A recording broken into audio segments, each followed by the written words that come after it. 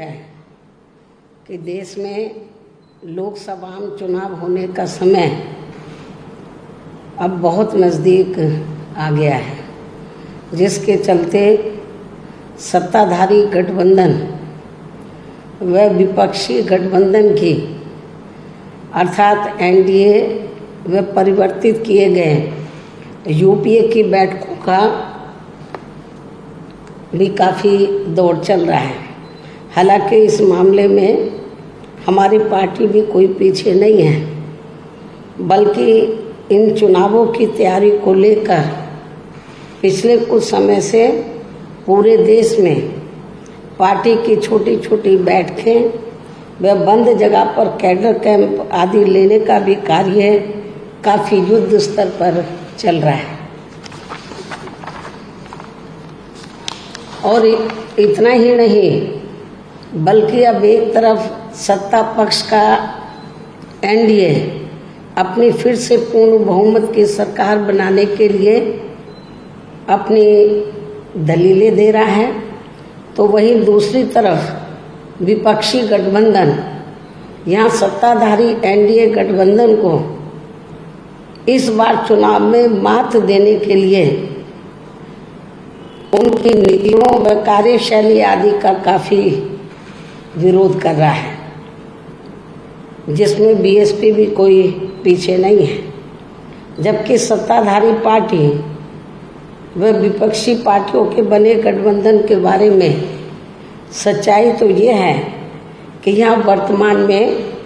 विपक्षी गठबंधन के प्रमुख दल कांग्रेस पार्टी ने आज़ादी के बाद शुरू में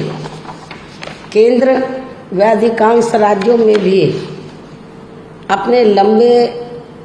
अरसे तक रहे शासनकाल के दौरान अपनी हीन व जातिवादी एवं पूंजीवादी मानसिकता को त्याग कर यदि देश व आम जनहित में तथा कमजोर वर्गों के हितों में भी पूरी ईमानदारी से कार्य किया होता और विशेषकर कमजोर वर्गों के हित व कल्याण के मामले में परम पूज्य बाबा साहब डॉक्टर भीमराव अंबेडकर की सलाह को भी मान लिया होता,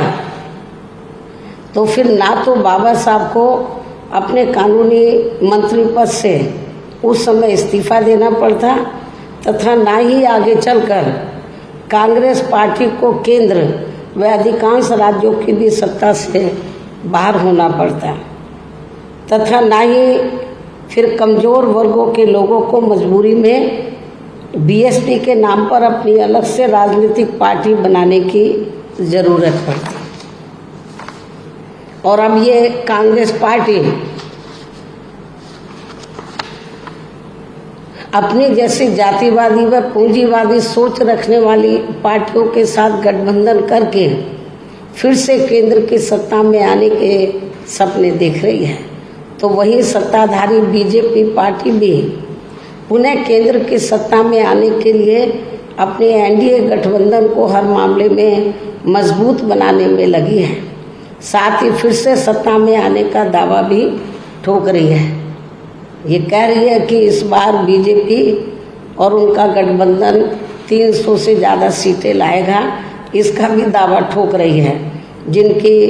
कथनी व करनी में कांग्रेस पार्टी की तरह ही कोई खास अंतर नज़र नहीं आता है। कहने का तात्पर्य ये है कि अब ये दोनों बने गठबंधन यानी कि एनडीए व परिवर्तित किए गए यूपीए केंद्र की सत्ता में आने के लिए अपने अपने दावे ठोक रहे हैं, जबकि जनता को किए गए इनके वायदे व आश्वासन आदि सत्ता में बने रहने के दौरान अधिकांश खोखले ही साबित हुए हैं। वैसे भी कांग्रेस व बीजेपी एंड कंपनी के बने गठबंधन की अब तक रही सरकार की कार्यशैली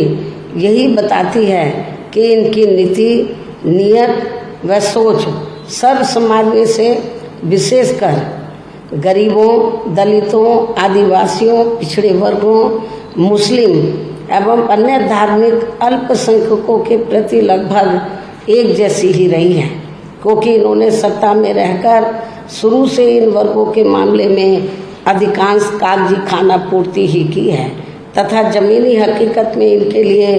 कोई ठोस कार्य नहीं किए हैं। लेकिन जब ये लोग सत्ता से बाहर हो जाते हैं तो तब फिर वे अपने वोट की खातिर इनके हितों में काफ़ी लंबी चौड़ी बातें करते हैं। जैसे कांग्रेस पार्टी का गरीबी हटाओ का व बीजेपी का हर गरीब के खाते में 20 लाख रुपए पहुंचाने को लेकर कही गई ये बातें सत्ता में आने के बाद केवल हवाई व खोखली ही साबित होकर रह गई हैं, जिसकी खास वजह से ही बीएसपी ने सत्ताधारी गठबंधन व विपक्षी गठबंधन से ज़्यादातर अपनी दूरी ही बना के रखी है। ऐसी स्थिति में अब इन वर्गों के लोगों को यानी कि कमज़ोर वर्गों के लोगों को आपसी भाईचारे के आधार पर वे अपना अकेले ही मजबूत गठबंधन बना के या हर मामले में अपनी एकमात्र हितैषी रही पार्टी बीएसपी को ही मजबूती देनी है तथा जिससे फिर यहाँ कोई भी गठबंधन केंद्र व राज्यों के भी सत्ता में पूरी मजबूती के साथ आसीन ना हो सके तथा इसके स्थान पर फिर इनकी मजबूत नहीं बल्कि मजबूर सरकार ही बनेगी। हमारी पार्टी का ये पूरा प्रयास होना चाहिए ताकि बीएसपी के सत्ता में ना आने की स्थिति में भी इन कमज़ोर वर्गों का यानी कि दबे कुचले लोगों का ये लोग ज़्यादा शोषण ना कर सकें। इतना ही नहीं बल्कि ऐसी स्थिति में बीएसपी को भी सत्ता में आसीन होने का मौका मिल सकता है। और जब तक हम लोग अकेले अपने बलबूते पर खड़े नहीं हो पाते हैं, इसलिए इन सब बातों को ध्यान में रखकर अब बीएसपी को लोकसभा चुनाव में व इससे पहले राजस्थान, मध्य प्रदेश, छत्तीसगढ़ व तेलंगाना आदि राज्यों में होने वाले विधानसभा चुनाव में भी अकेले ही चुनाव लड़कर अपनी पार्टी का बेहतर रिजल्ट लाना होगा। लेकिन बीएसपी पंजाब, हरियाणा आदि इन राज्यों में वहाँ की रीजनल पार्टियों के साथ मिलकर जरूर चुनाव लड़ सकती है, बशर्ते अब वर्तमान में उनका एनडीए व परिवर्तित किए गए यूपीए से भी कोई संबंध नहीं होना चाहिए। इसके साथ ही पार्टी के लोगों को हर स्तर पर सत्ताधारी गठबंधन व विपक्षी गठबंधन के सभी साम दाम दंड भेद आदि हथकंडों से भी जरूर सावधान रहना है। इसके अलावा यहाँ मैं ये भी कहना चाहूँगी कि देश में लगातार बढ़ रही कमर तोड़ महंगाई, अति गरीबी व बेरोजगारी आदि की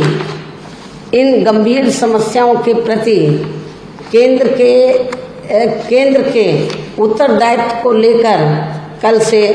शुरू हो रहे संसद के मानसून सत्र में जवाबदेही का लोगों को काफ़ी बेसब्री से इंतजार है। किंतु मणिपुर में जारी चिंतनीय हालात, हिंसा व सुरक्षा ही अब नया मुद्दा बन गया है। किंतु इन समस्याओं के प्रति भाजपा का रवैया अब तक व्यापक जनहित का कम तथा अपने राजनीतिक स्वार्थ का ज़्यादा देखने को मिल रहा है, जिस कारण देश से जुड़े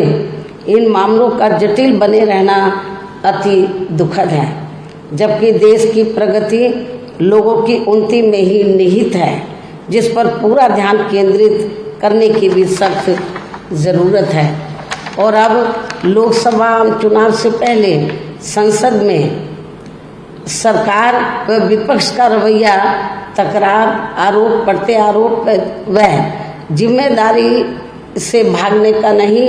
बल्कि इन ज्वलंत जन समस्याओं को दूर करने संबंधी